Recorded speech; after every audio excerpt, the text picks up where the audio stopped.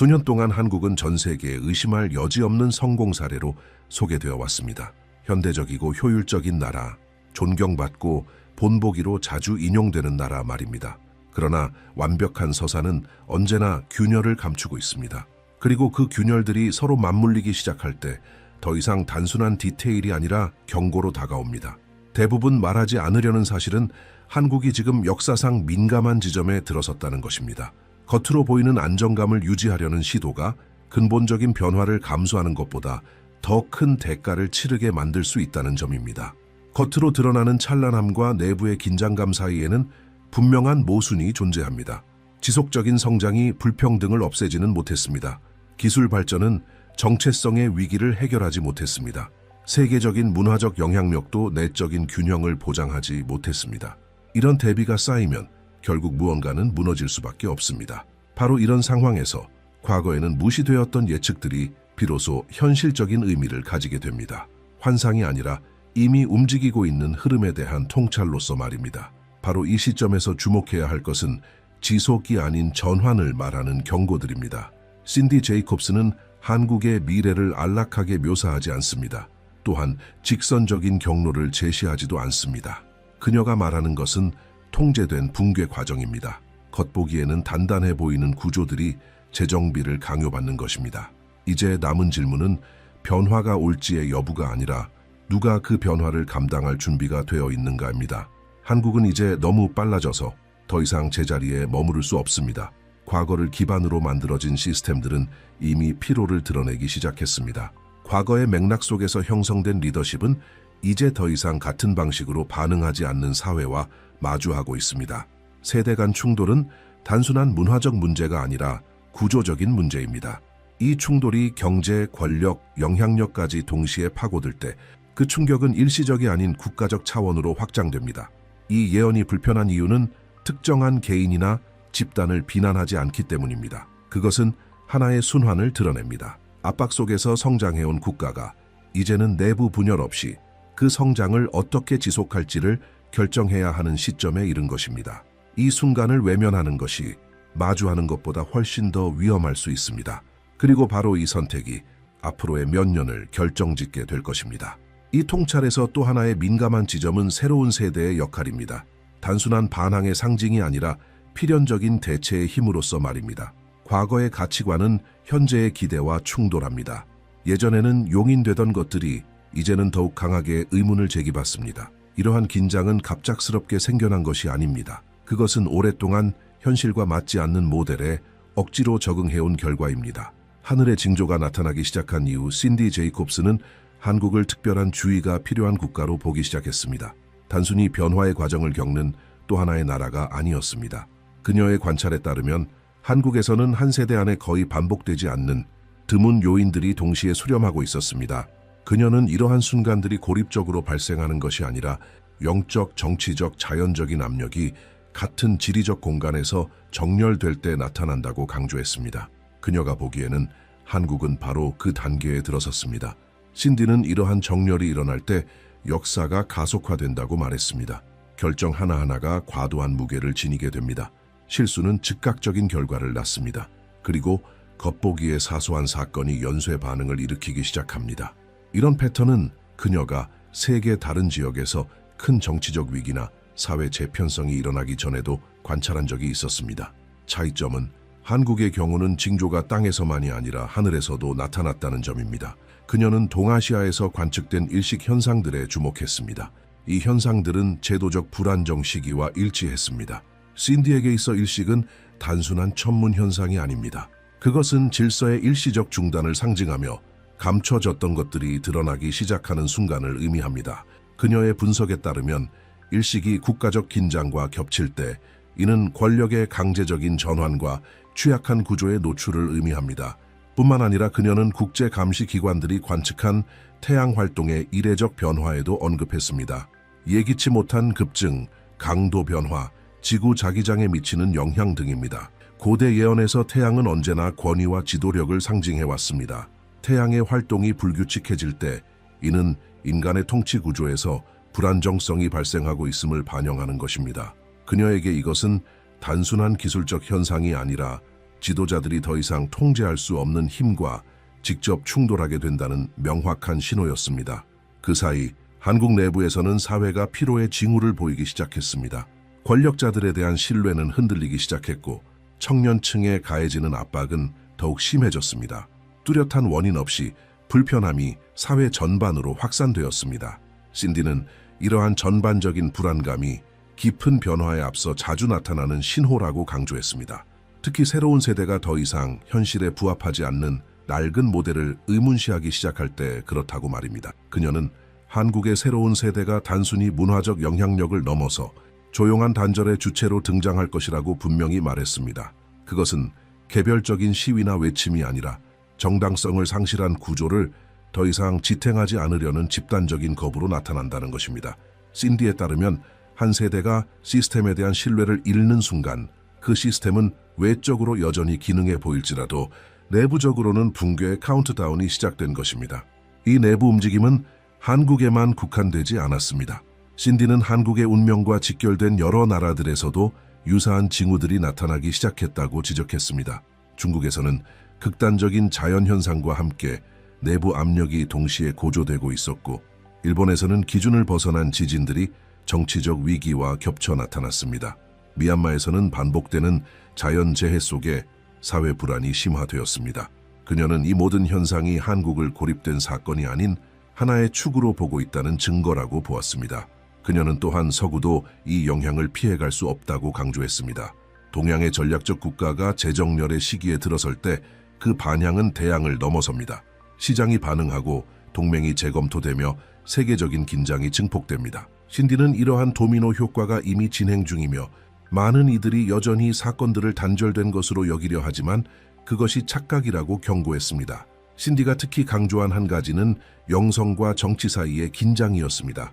그녀는 많은 지도자들이 오직 통제, 수치, 대외 이미지에만 몰두하는 사이 주변에서는 명백한 불균형의 징후들이 쌓여가고 있다고 지적했습니다. 그녀는 이런 불일치가 상징적인 붕괴의 전조가 된다고 말했습니다.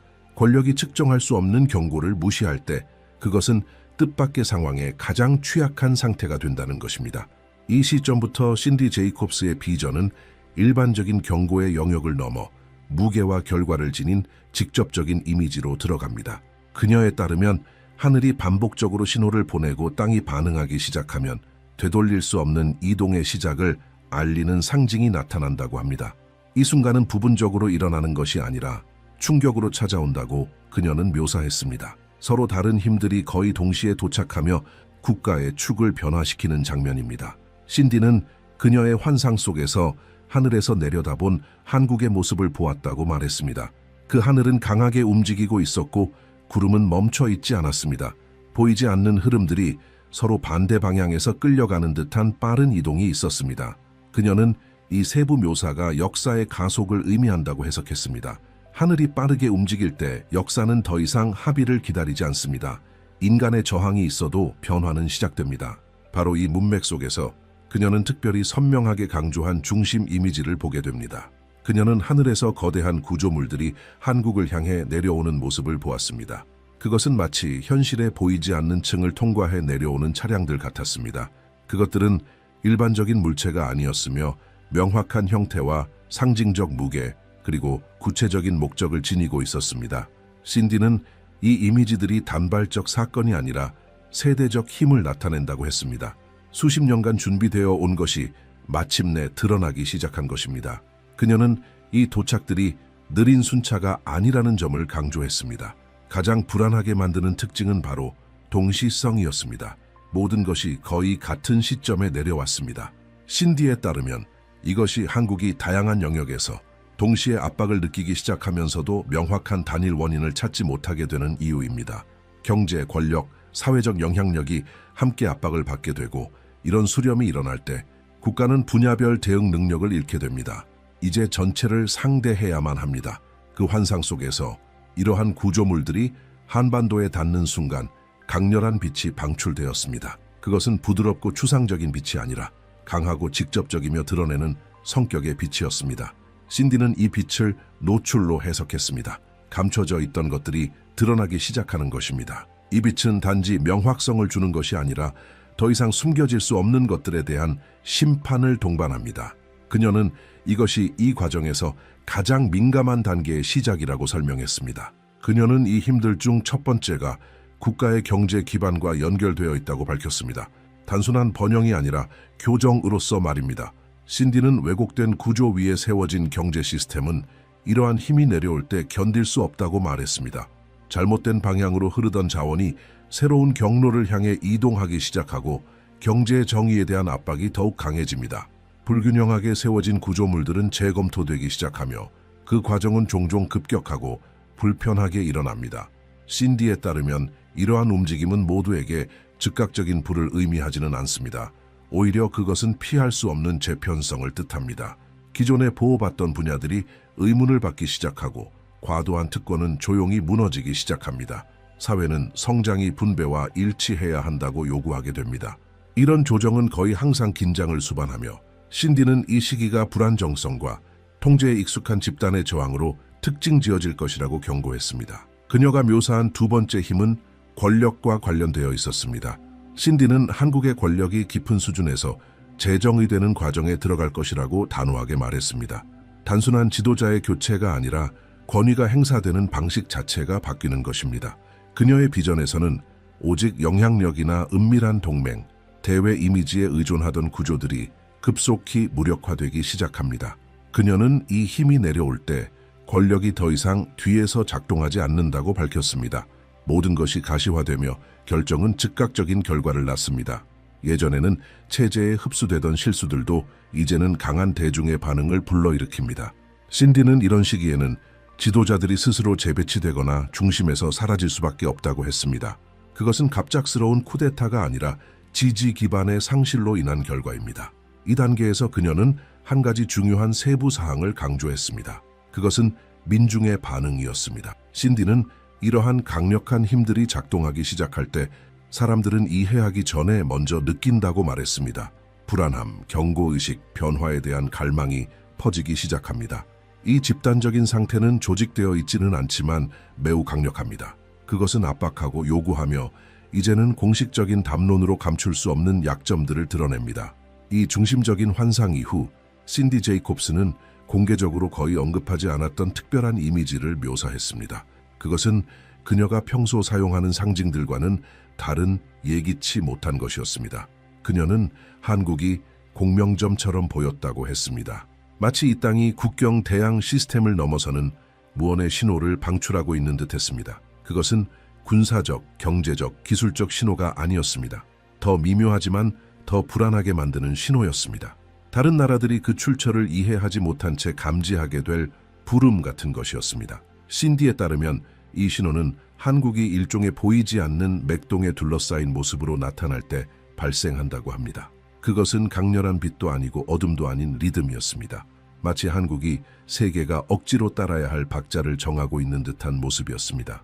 그녀는 이것이 왜 서울에서 내려진 결정들이 멀리 떨어진 수도들에서 거의 즉각적인 반응을 불러오게 될지를 설명해 준다고 했습니다. 직접적인 영향력이 아니라 주기들의 강제적인 정렬에 의한 결과라는 것입니다. 그녀는 이 비전을 거의 알려지지 않은 고대 동양 기록들과 연결시켰습니다. 수도원 도서관에 보관된 일부 고문서들은 시간이 먼저 가속되는 동방의 장소에 대해 언급하고 있었습니다. 신디는 이 기록들에 본래 큰 관심을 두지 않았다고 했지만 이번 환상을 경험한 후 다시 살펴보면서 거기서 묘사된 장소가 바다로 둘러싸여 있고 내부적으로 분열돼 있으며 외부로부터 압박을 받고 있지만 그럼에도 불구하고 전 지구적 조정의 지점으로 선택된 땅이라는 점을 깨달았다고 말했습니다. 이 새로운 예언 속에서 그녀는 외국의 지도자들이 한국을 이례적으로 주에 깊게 바라보는 모습을 보았습니다. 어떤 이들은 기대감 속에서 또 어떤 이들은 두려움 속에서 신디는 이것을 국제 무대에서 한국의 조용한 재배치라고 해석했습니다. 그것은 물리적 힘에 의한 것이 아니라 과정의 결과로서 일어나는 일이었습니다. 한국이 자체적인 변혁 과정 속에서 어떤 선택을 하느냐에 따라 중국, 일본은 물론 기존의 규칙을 주도하던 서구 국가들마저 전략적 결정을 수정하게 될 것이라는 것입니다. 그녀는 이 영향력이 결코 편안하지 않을 것이라고 강조했습니다.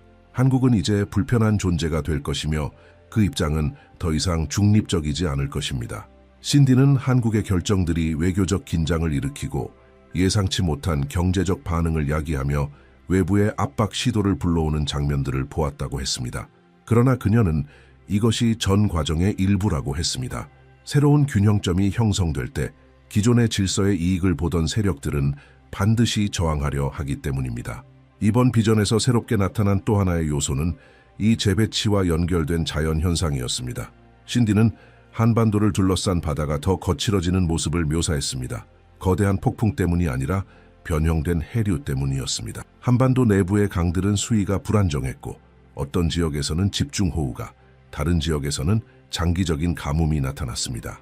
그녀는 이러한 징후들이 영향력의 지리적 조정을 의미한다고 보았습니다.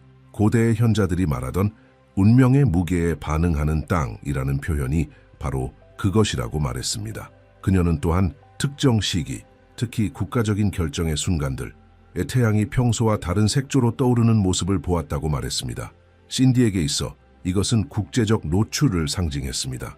더 이상 아무것도 내부에만 머물지 않게 되는 시기, 실수는 드러나고 성과 또한 공개됩니다. 한국은 이제 지역 미래의 지표로 간주되며 그 모든 발걸음이 관찰되고 분석되고 해석되는 단계로 들어서게 됩니다.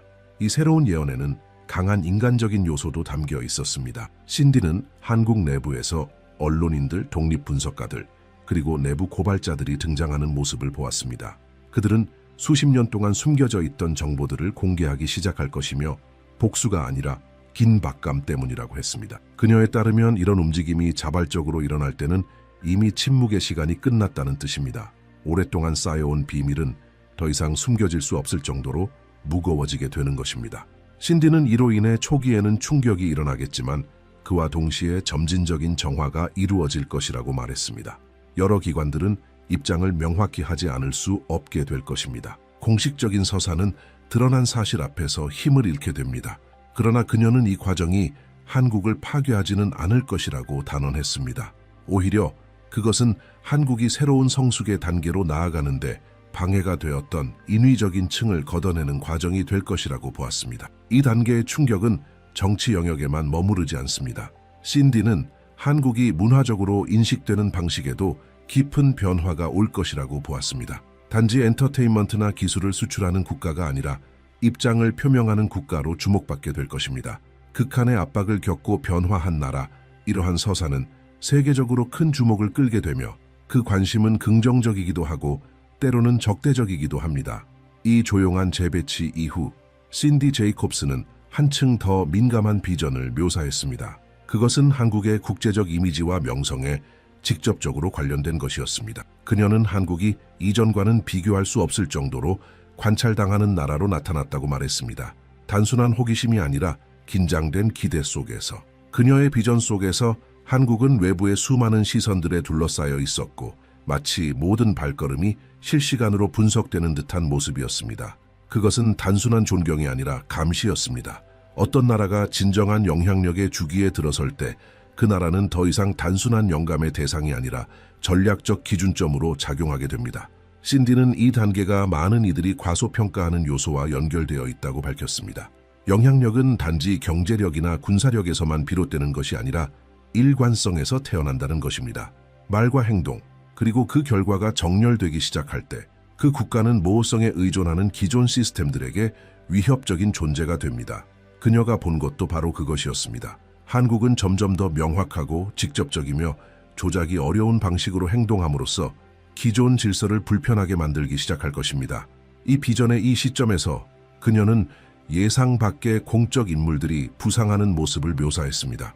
이들은 전통적인 권력 중심에서 나오지 않았고 오래된 구조에서도 나오지 않았습니다.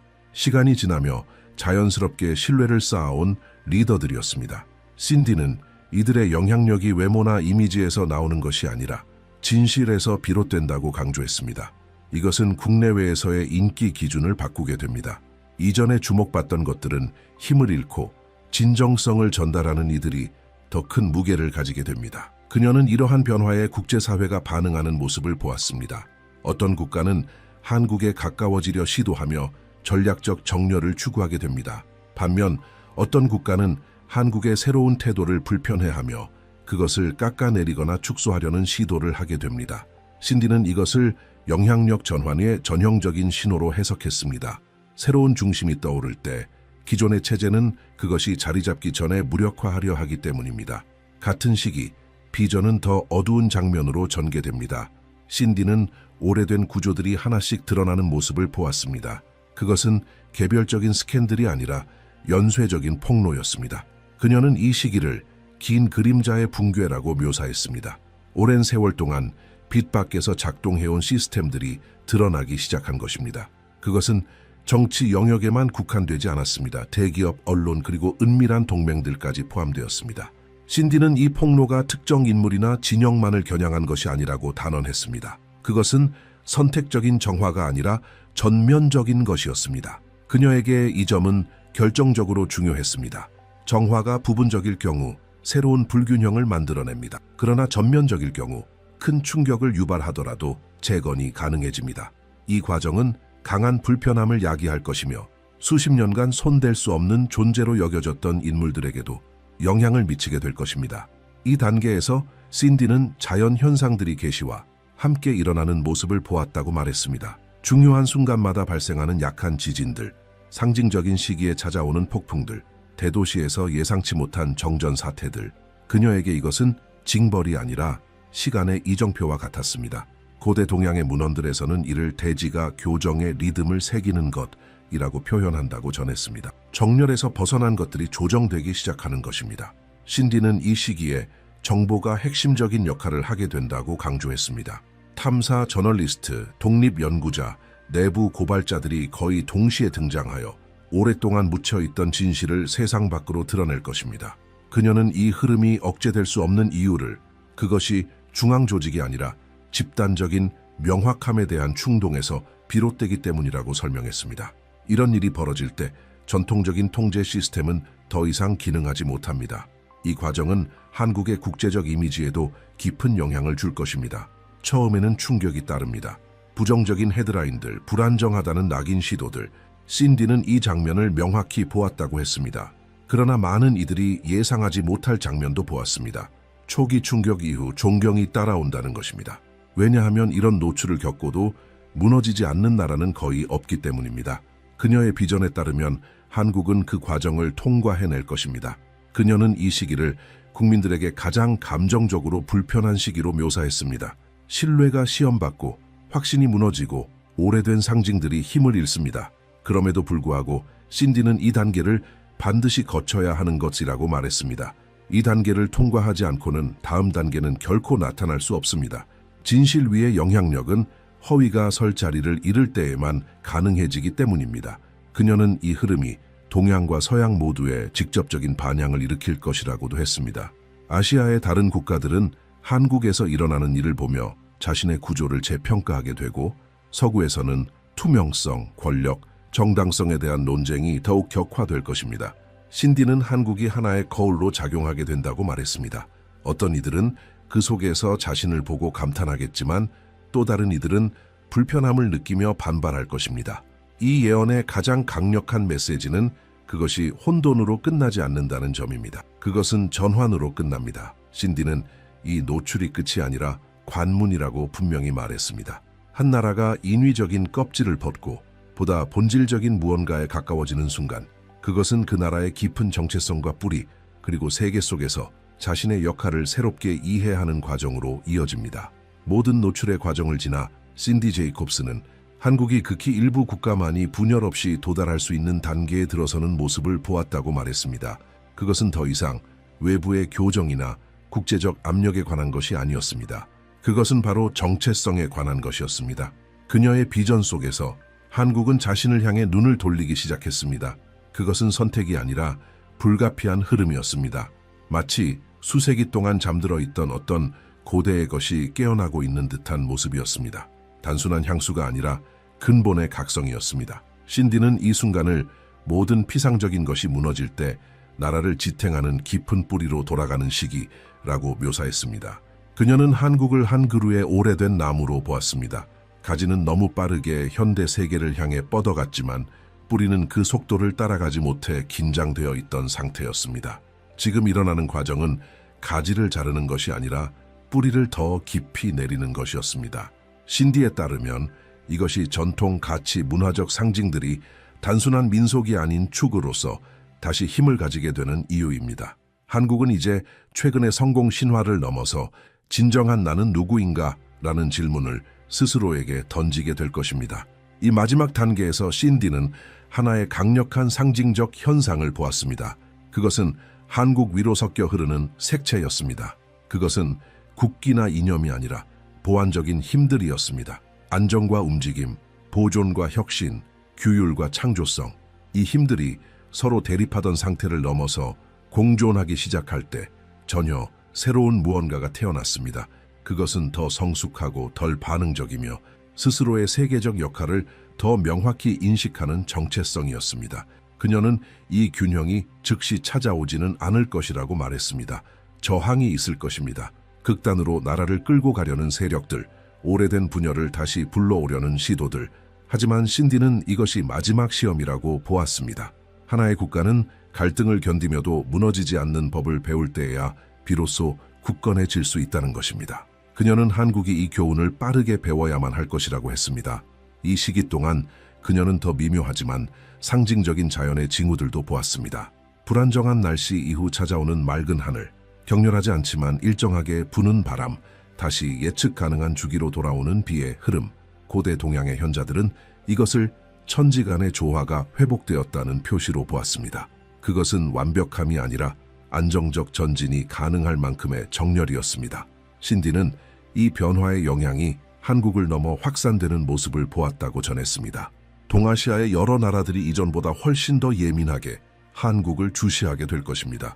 중국은 자국 내부의 긴장을 다시 점검하고 일본은 경직된 체제 모델을 재검토하며 동남아시아 국가들은 유사한 전환기를 헤쳐나가기 위한 참고점을 한국에서 찾기 시작할 것입니다. 서구에서는 한국이 더 이상 단순한 경제 강국이나 문화 수출국이 아니라 시스템 재구성에 살아있는 사례로 인식되기 시작합니다. 신디는 이 새로운 한국이 세계를 지배하거나 설득하려 하지는 않을 것이라고 강조했습니다. 그 영향력은 일관성에서 비롯될 것이라고 했습니다. 노출, 불안정, 외부 압박을 통과하면서도 스스로를 재정비해낸 국가. 이런 여정은 인정하기 불편하더라도 사람들을 자극하고 영감을 줍니다. 신디는 이것이 이후 한국이 가지게 될 진정한 힘이라고 보았습니다. 이 비전에서 가장 민감한 지점은 국민입니다. 신디는 어떤 변화도 위에서 내려오는 결정만으로는 유지되지 않는다고 분명히 말했습니다. 진정한 변화는 집단적 행동에서 옵니다. 사람들이 말하는 방식, 선택하는 방식, 반응하는 방식, 그리고 입장을 정하는 방식에서 옵니다. 사회가 내면의 축을 바꾸기 시작할 때 전체 시스템도 거기에 맞춰 재편됩니다. 그렇지 않으면 모든 것은 결국 처음 자리로 되돌아갑니다. 그것이 위험이자 동시에 기회입니다. 그녀는 이 시기를 결정적 순간으로 묘사했습니다. 개인의 선택 하나하나가 역사적인 무게를 가지게 되는 시기. 사소한 행동들이 반복되면 미래의 방향을 결정짓는 힘이 됩니다. 신디는 이 시기 한국이 직면한 가장 큰 위협은 갈등이 아니라 무관심이라고 말했습니다.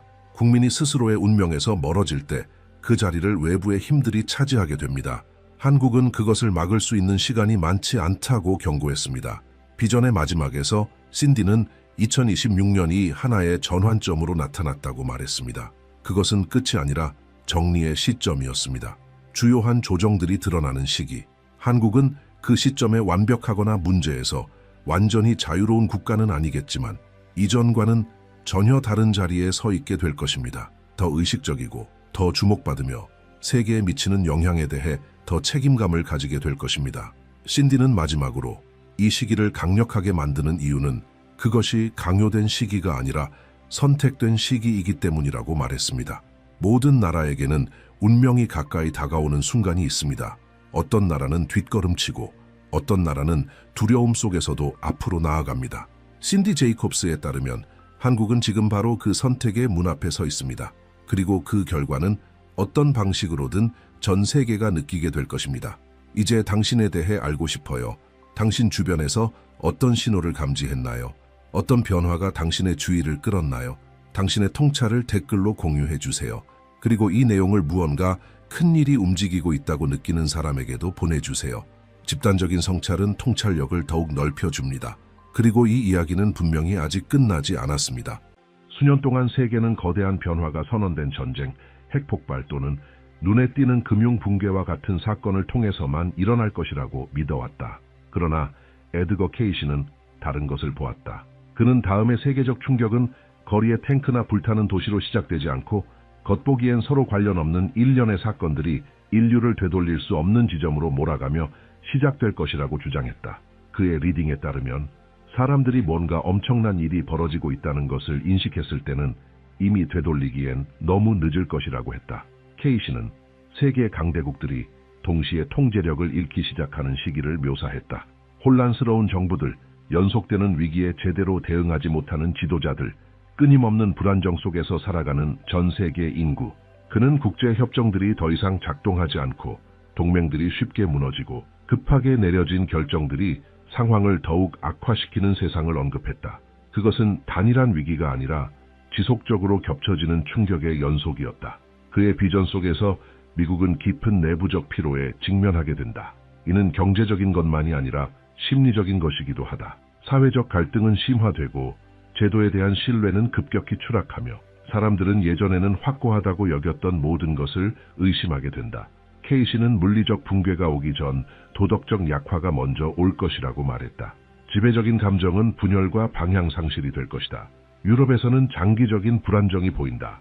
에너지 위기, 국가 간의 긴장, 그리고 집단적 공포의 급증. 한때 안정적이라 여겨졌던 국가들이 끊임없는 시위, 불안한 정부, 그리고 지친 국민들을 경험하게 될 것이다. 케이시는 이 대륙이 수십 년 전 내린 결정의 대가를 이제 빠르게 치르게 될 것이라고 말했다. 또한 그는 아시아를 이 시기의 핵심적인 위기 지점으로 지목했다. 지정학적 긴장은 위험할 정도로 커지고 영토 분쟁은 더욱 격화되며 군사적 움직임은 직접적인 공격보다는 위협과 과시 수단으로 사용될 것이다.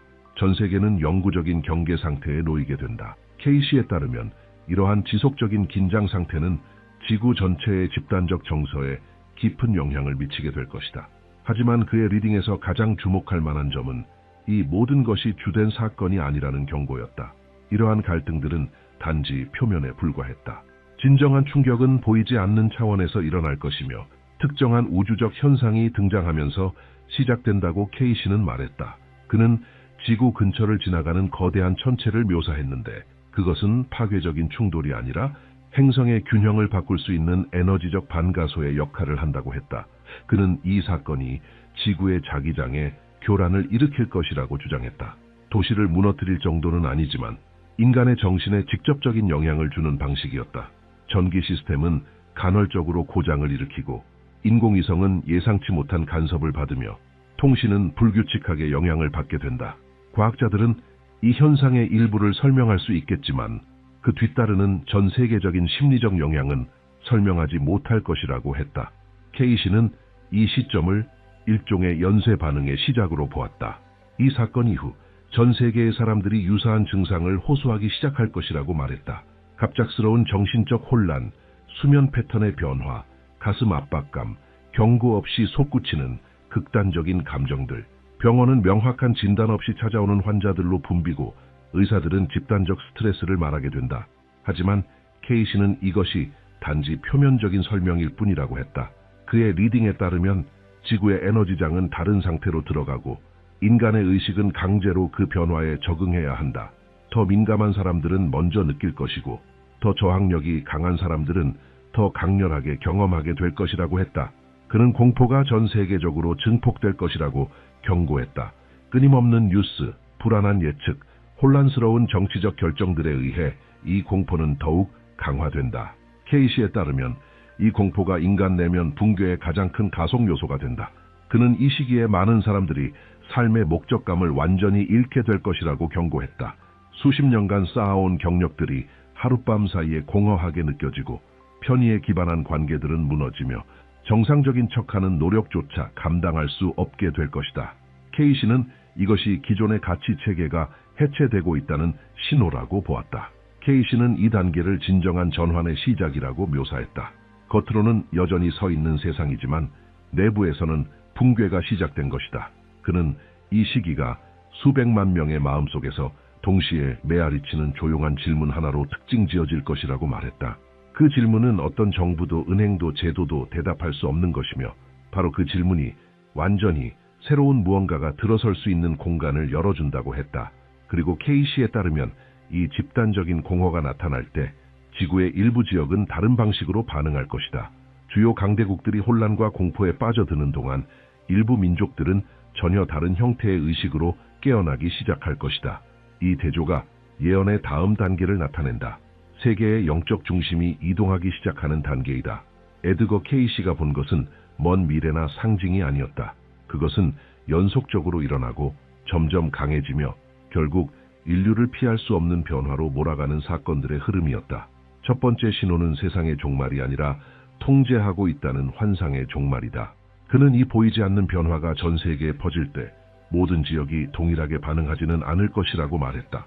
어떤 지역은 더 빠르게 내부 붕괴를 겪고 다른 곳은 공포에 의해 마비될 것이다. 그러나 그의 리딩에 따르면 특정한 지점 하나는 완전히 다른 방식으로 반응할 것이다. 그 지점은 바로 아시아의 극동, 한반도였다. 그는 한반도를 지구의 에너지장 변화에 민감하게 반응하는 영토로 보았다. 기술이나 군사력이 아니라 공명공민통화 때문이다. 케이시에 따르면 그 땅은 현대의 분단 이전, 심지어 공식적인 역사 기록 이전에 아주 오래된 기억을 간직하고 있는 장소였다. 지구의 에너지장이 변화할 때 한반도는 그것을 가장 먼저 그리고 가장 강하게 느끼게 될 것이다. 우주적 사건 이후 며칠 동안 강대국들이 혼란에 빠지고 통제를 유지하려 애쓰는 동안 한국은 전혀 다른 것을 경험하게 된다. 즉각적인 혼란이 아니라 불편한 형태의 각성이다. 국민들은 설명할 수 없는 불안, 이유 없는 가슴 압박, 말로 표현하기 힘든 집단적 불안감을 느끼게 될 것이다. 그러나 케이시는 이것이 약함의 표시가 아니라 민감함의 표시라고 보았다. 그는 영적 장창에 더 민감한 민족일수록 먼저 고통을 겪지만 또한 더 빨리 적응한다고 말했다. 케이시의 비전에 따르면 한국은 강도 높은 내면의 정화 과정을 거치게 된다. 오래된 집단적 상처들이 떠오르고 분단, 상실, 희생의 기억들이 다시 표면화된다. 그것은 향수가 아니라 마침내 직면하고 치유해야 할 무엇으로 나타난다. 케이시는 한국인의 깊은 감정성이 하나의 촉매제로 작용할 것이라고 말했다.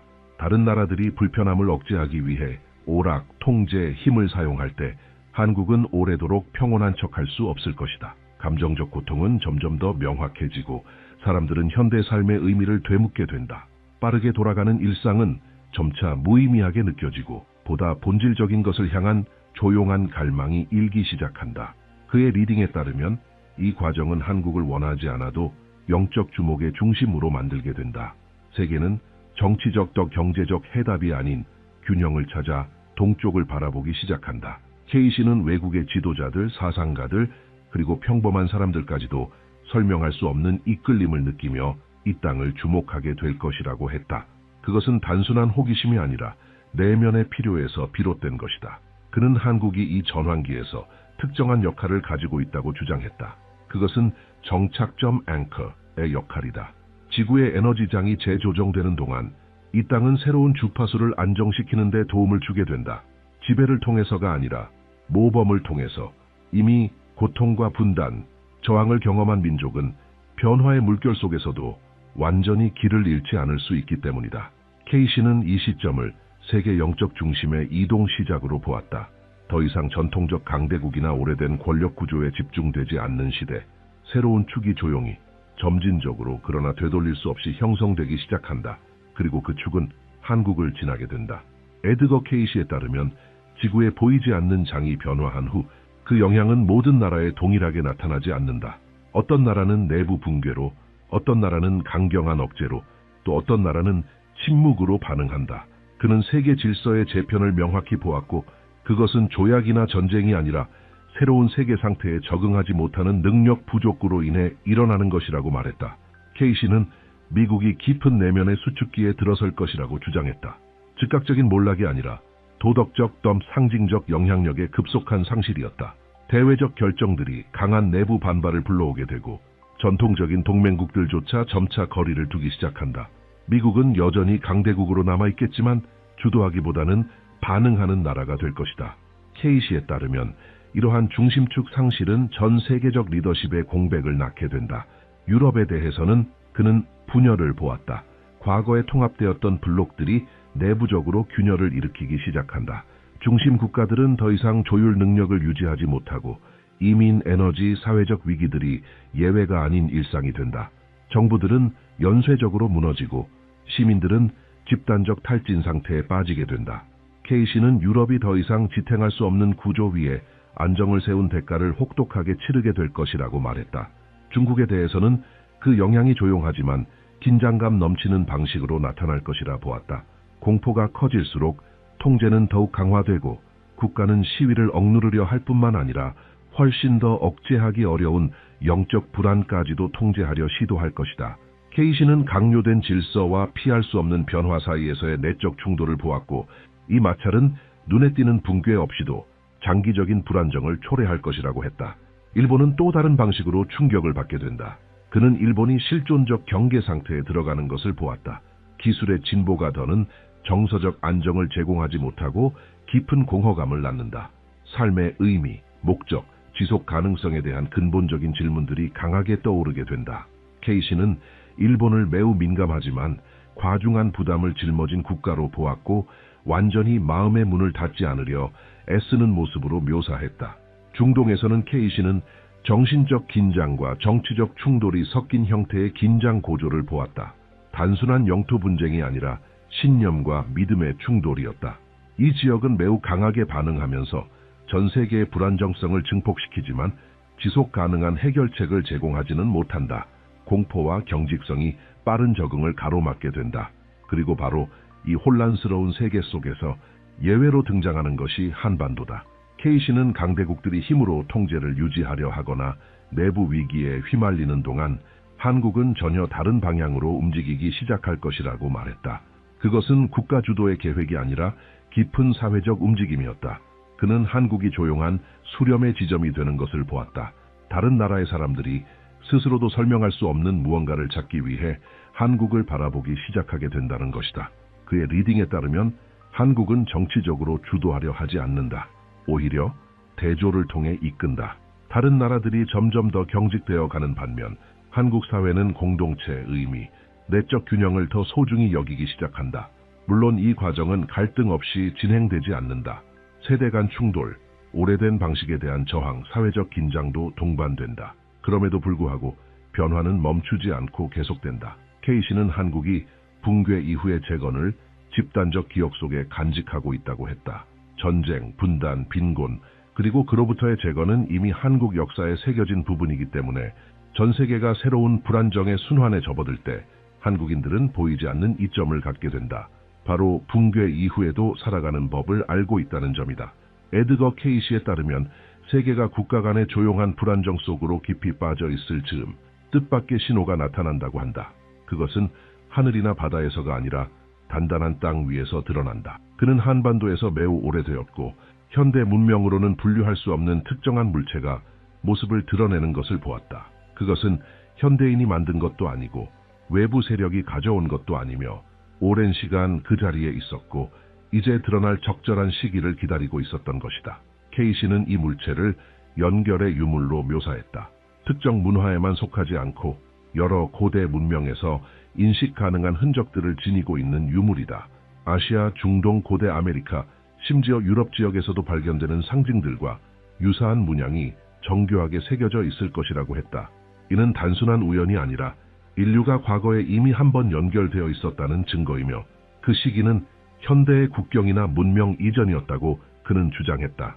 이 유물의 등장은 즉각적인 영향을 일으킨다. 그것은 물질적 가치 때문이 아니라 그 주변 사람들에게 일어나는 내면의 반응 때문이다. 케이시는 여러 국가, 종교, 언어를 가진 사람들이 설명할 수 없는 이끌림을 느끼게 될 것이라고 말했다. 내면의 부름을 받는 것이다. 한국을 한 번도 가보고 싶다고 생각하지 않았던 이들조차 가야겠다는 강한 충동을 느낀다. 정부들은 출입을 통제하려 시도하고 기관들은 소유권을 주장하려 하겠지만 그 누구도 이 흐름을 막을 수는 없을 것이다. 그는 과학자들이 이 유물을 분석하려 시도하는 모습을 보았다. 구성 물질, 연대 기원을 측정하려 하지만 결과는 모순되었다. 이 물질은 기존의 어떤 분류에도 들어맞지 않았고 연대 측정 결과들은 서로 충돌했다. 각 실험은 서로 다른 결과를 내놓았고 마치 이 유물이 시간의 법칙 자체를 따르지 않는 것처럼 보였다. 이것은 학계의 불편함을, 정치 지도자들에게는 혼란과 불신을 불러일으켰다. K씨는 이 유물의 진정한 힘이 물질에 있는 것이 아니라 그것이 만들어내는 집단적 영향에 있다고 말했다. 유물 근처에 있으면 갈등이 일시적으로 멈추고 사람들은 정신이 맑아지며 감정이 가라앉고 개인 간의 분리감이 줄어든다.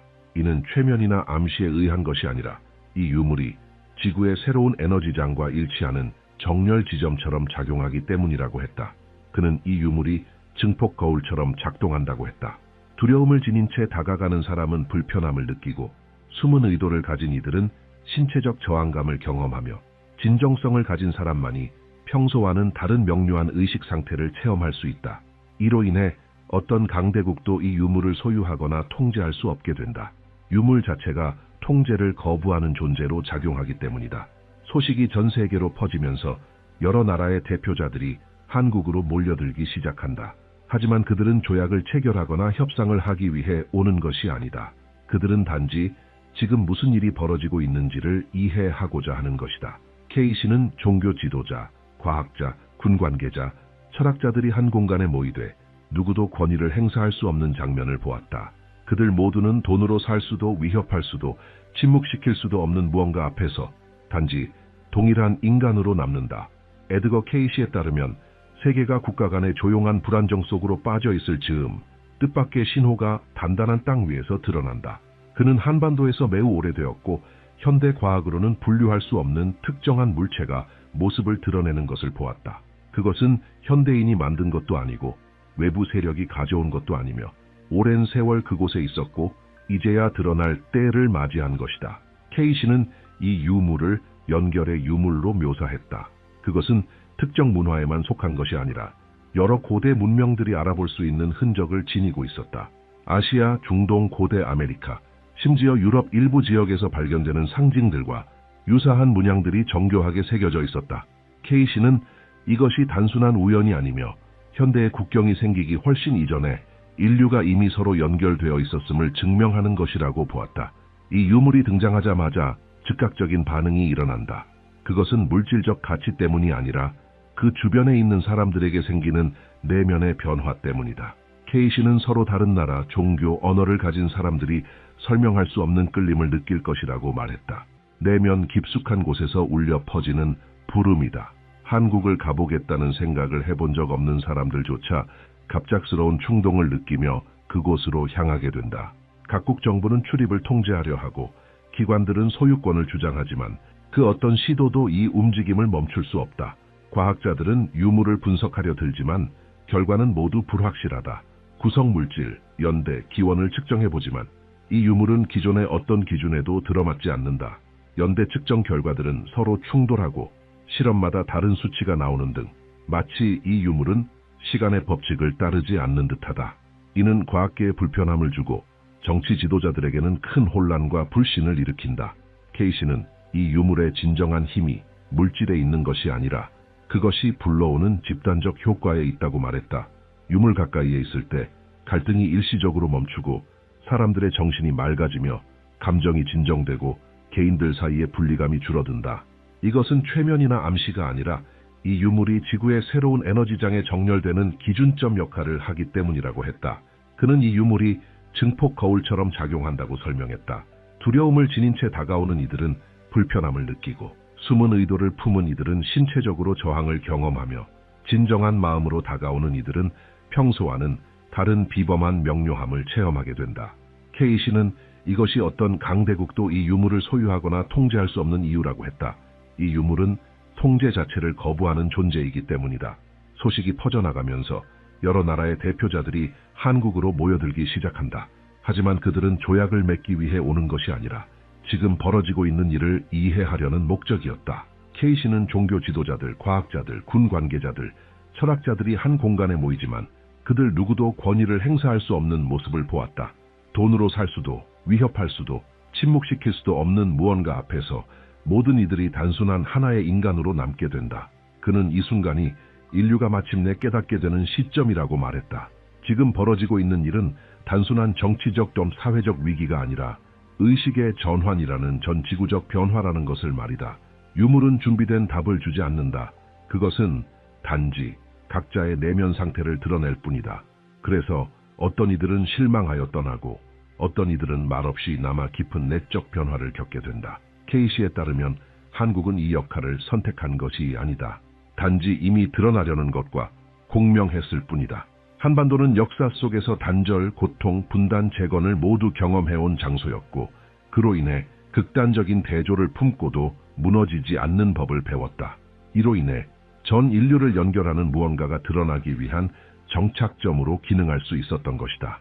그는 이 유물이 전하는 메시지가 단순하면서도 기존의 권력 구조에 치명적이라고 말했다. 그것은 바로 모든 문명은 처음부터 연결되어 있었다는 진실이다. 이 유물은 인류의 기억 속 깊은 곳에 존재하던 고대의 연결성을 드러내며 현재 우리가 당연하게 여기는 국경과 분리는 실은 아주 최근에 만들어진 인공물임을 보여준다. 이 사건은 절대적 국가 우위라는 개념의 종말을 의미하게 된다. 외부로부터의 강제나 전쟁이 아니라 인류 스스로가 직관적으로 느끼는 것이다. 분리되어 있다는 감각이 거짓이라는 것을. 케이시는 이것이 세계가 누가 지배하는가를 묻던 시대를 끝내고 누가 이해하고 있는가를 묻기 시작하는 지점이라고 말했다. 그리고 바로 여기서부터 에드거 케이시에 따르면 변화는 더 이상 상징적이거나 집단적인 차원에만 머무르지 않고 인간의 몸, 마음, 그리고 현실 인식 자체를 직접적으로 바꾸는 단계로 진입하게 된다. 이것이 예언 전체에서 가장 강력하고 되돌릴 수 없는 변화의 시기다. 에드거 케이시에 따르면 한반도에서 유물이 출현한 이후부터 그 영향은 더 이상 내면이나 상징적 차원에 머무르지 않고 전 세계 여러 나라에서 객관적으로 관측 가능한 형태로 나타나기 시작한다. 그 첫 번째 글로벌 신호는 각국의 천문대와 우주기관들이 감지하는 이상한 패턴이었다. 여러 국가의 위성들이 이온층에서 동일한 이상 현상을 기록하기 시작하고 그 현상은 언제나 한반도와 정렬된 채 나타난다. 마치 그 지점이 지구 전체의 장창에 직접적인 간섭을 하고 있는 것처럼 보인다. 이러한 이상 현상은 동시적 오류를 일으키기 시작한다. 태평양 유럽 북미 상공에서 항공 항로에 사용되는 항법 시스템이 동일 시간에 오작동을 일으키고 여러 증권 거래소가 원인 불명의 기술적 중단을 겪으며 서로 직접 연결되어 있지 않은 국가들에서 짧지만 동기화된 정전 현상이 발생한다. 초기에는 기술자들이 우연의 일치로 설명하려 하지만 반복성이 높아질수록 이 설명은 더 이상 받아들여질 수 없게 된다. 케이시는 즉각적인 외교적 긴장 상승을 보았다. 국가들은 서로를 의심하기 시작한다. 비밀 실험에 대한 의혹이 쏟아지고 미국은 아시아를 지목하며 경계를 높이고 유럽은 설명을 요구하고 중국과 러시아는 개입을 부인한다. 하지만 이러한 내러티브는 오래 가지 못한다. 왜냐하면 모든 데이터를 종합해보면 한 가지 명확한 사실이 드러나기 때문이다. 이 현상의 근원은 어떤 국가의 무기 체계나 실험으로도 설명할 수 없다는 것이다.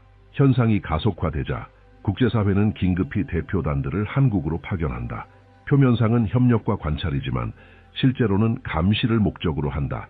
물리학, 국방, 고고학, 첨단 기술 분야의 전문가들이 급히 구성되어 현장에 도착하지만 각기 다른 목적을 가지고 온 이들 중 그 누구도 상황을 장악하지 못한다. 케이시에 따르면 유물 자체는 안정된 상태로 남아있지만 그 주변 환경이 점점 변화하기 시작한다. 측정 장비들은 일관되지 않은 데이터를 출력하고 원자시계는 유물에 가까워질수록 정밀도가 떨어지며 디지털 장비들은 예상치 못한 방식으로 오작동을 일으킨다. 이는 파괴가 아니다. 이는 선택적 간섭이다. 마치 그 장소 자체가 특정한 유형의 기술을 받아들이기를 거부하는 것처럼 보인다. 이 현상은 즉각적인 정치적 반응을 불러일으킨다. 디지털 시스템에 크게 의존하고 있는 국가들은 일제히 비상 상태에 돌입하고 비상 대응 매뉴얼이 가동된다. 글로벌 정전 시뮬레이션이 언론에 공개되고 복잡한 인프라에 대한 신뢰는 빠르게 흔들리기 시작한다. 케이시는 이것이 기술 무적 신화에 가해지는 첫 번째 직격탄이 될 것이라고 말했다. 그러나 이와 동시에 한국에서는 예상 밖의 반응이 나타난다. 전 국민적 공황 상태가 아닌 오히려 가속화된 적응 상태에 진입하는 것이다. 지역 단위의 통신망이 재편되고 외부 시스템이 불안정한 가운데서도 필수 활동은 계속 유지된다. 케이시는 이를 역사적 반사의 결과로 보았다. 끊임없는 위기를 겪어온 민족은 취약한 시스템에 대한 의존 없이도 작동하는 법을 이미 내면화해온 것이다. 이러한 반응의 차이는 곧 전 세계의 주목을 받게 된다. 심각한 시스템 마비를 겪은 국가들은 단순히 유무를 조사하기 위해서가 아니라 한국은 어떻게 안정성을 유지하고 있는가를 이해하려고 관찰자들을 보내기 시작한다. 질문은 저건 무엇인가에서 그들은 어떻게 해내고 있는가로 바뀐다. K씨는 이 순간부터 실질적인 영향력의 이동이 시작된다고 보았다. 군사력도 경제력도 아닌 적응력에 기반한 주목. 한국은 불안정한 세계 속에서 기능 가능한 모델로 간주되기 시작한다. 이는 선전이나 이미지 전략이 아니라 단순하고도 명확한 비교를 통해 생기는 신뢰다. 무너지는 시스템들과 무너지지 않고 계속 움직이는 시스템 사이의 차이. 그는 경고한다. 이것은 시작일 뿐이다. 유물의 목적은 개별 시스템의 오류를 일으키는 것이 아니라 과도한 통제, 속도, 중앙 집중에 의존한 구조를 드러내는 것이다. 구조가 경직될수록 충격은 크고 유연할수록 피해는 작아진다. 이 시점부터 K씨에 따르면 세계는 결정적 국면에 진입하게 된다. 더 이상 그것은 지정학적 문제가 아니라 존재론적 문제가 된다. 국가들은 이제 선택을 강요받는다. 이 현상을 지배하려고 할 것인가? 아니면 그것과 함께 살아가는 법을 배울 것인가? 이 선택이 누가 다음 단계의 역사로 들어갈 수 있는지를, 그리고 누가 붕괴에 머물게 될지를 가르는 분기점이 된다. 에드거 케이시에 따르면 이 모든 변화들이 가시적인 세계에서 완전히 드러난 후 전환의 가장 결정적인 순간이 찾아오게 된다. 그것은 새로운 대사건이나 극적인 붕괴로 나타나지 않는다. 오히려 침묵으로 표시된다. 전 세계 곳곳에서 동시에 느껴지는 이상한 침묵.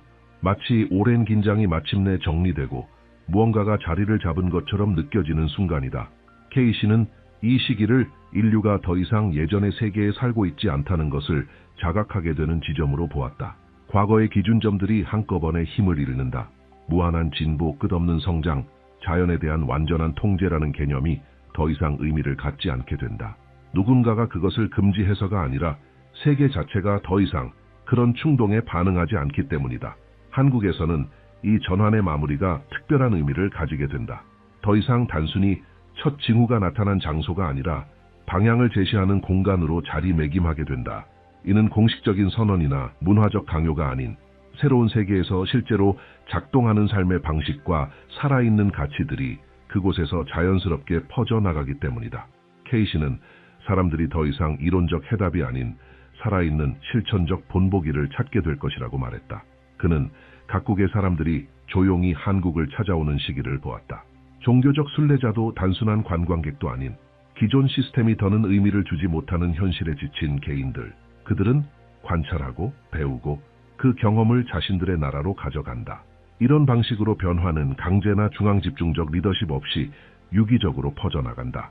이 새로운 단계에서 K씨는 힘의 중심이 더 이상 누가 더 크게 말하는가, 누가 더 많은 자원을 통제하는가에 있지 않게 된다고 말했다.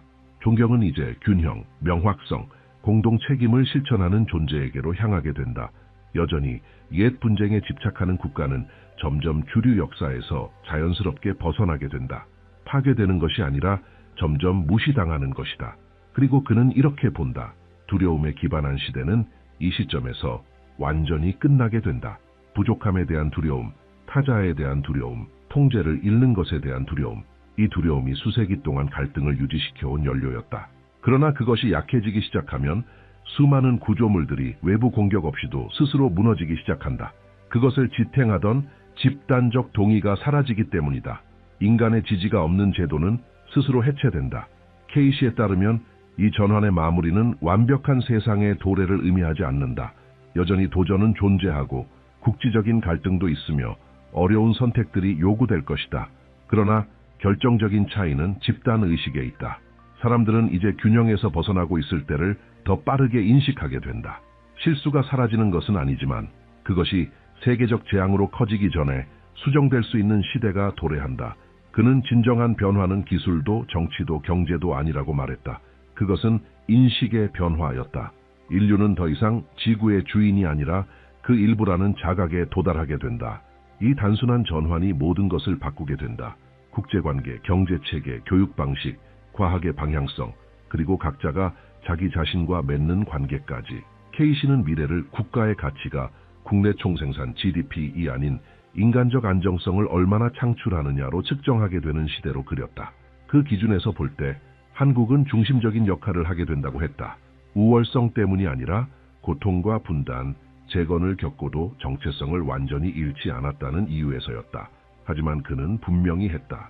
이것은 자동으로 주어지는 변화가 아니며 전환은 문을 열어줄 뿐, 그 문을 통과하는 것은 개인과 공동체의 선택에 달려있다. 과거의 패턴을 고집하는 이들은 점점 더 큰 저항에 부딪히게 되고, 세상의 신회 귀를 기울이는 이들은 더 부드러운 길을 발견하게 된다. 이 예언의 결말은 끝을 말하는 것이 아니라 성숙을 의미한다. K씨는 인류가 이제 더 이상 무책임한 아이처럼 행동할 수 없는 지점에 도달했다고 보았다. 유한한 행성에서 살아가는 존재로서의 책임, 위기는 교사였고 적응은 마지막 시험이었다. 그리고 그는 강조했다. 이 새로운 세계는 특정한 날짜에 시작되지 않는다. 어떤 공식적인 선언으로도 열리지 않는다. 그것은 서로 알지 못하는 사람들이 전 세계 각지에서 같은 결정을 스스로 내리는 순간 시작된다. 피해를 줄이기 위한 선택, 생명을 지키기 위한 행동, 그리고 의식 있는 삶을 향한 움직임. 이것이야말로 과도기 시대의 진정한 유산일 것입니다. 기억되어야 할 사건이 아니라 지속적인 경계의 상태입니다. 모든 것이 서로 연결되어 있다는 것을 가장 어려운 방식으로 배운 세계. 이제 당신의 생각을 듣고 싶습니다. 당신은 세상이 이미 이 전환의 시점에 들어섰다고 느끼나요? 아니면 더 큰 충격이 아직 오지 않았다고 믿나요? 댓글에 당신의 생각을 남기고 깊은 변화가 일어나고 있음을 느끼는 사람과 이 콘텐츠를 공유해 보세요. 당신의 시각은 이제 막 시작된 이 세계적인 대화의 한 부분입니다.